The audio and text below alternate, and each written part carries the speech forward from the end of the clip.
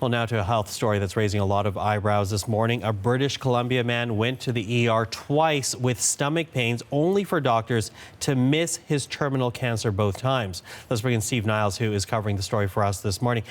This is certainly the kind of story, Steve, that gets a lot of people worried.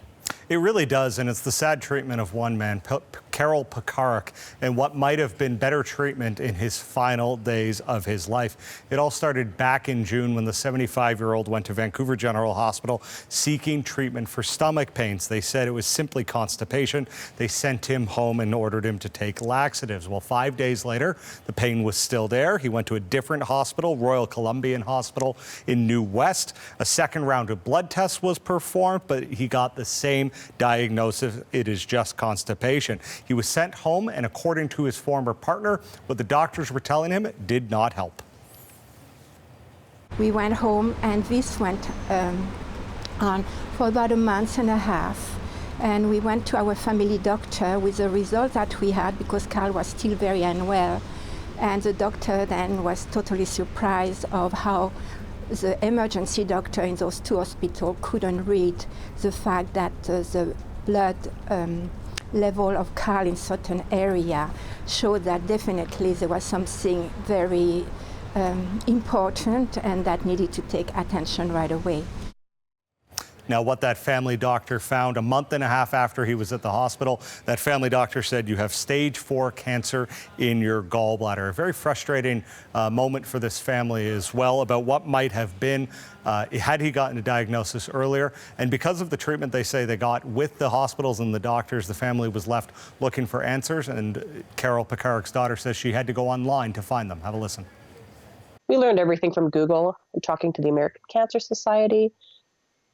Instead of like the people that were assigned to my dad to care for him, we had to do all the legwork and research. When my mom was asking about alternative treatments, I just told her, listen, if you don't understand what this specific terminology is, we're not going to bother explaining it to you. And they also never mentioned palliative hospice care. That was never even brought up. So that's another thing that we learned from when we spoke to the people here in the States.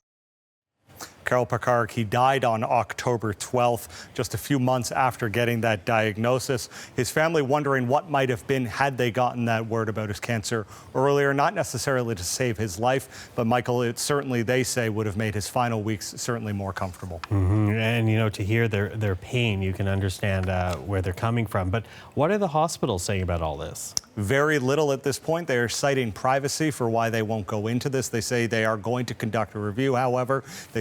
Patient care is their top priority, according to them, and they want to look into the treatment that Karel Pekarek got in their healthcare system. Vancouver General and Royal Columbian, two of the busiest hospitals in British Columbia, certainly in the country as well, congested emergency rooms.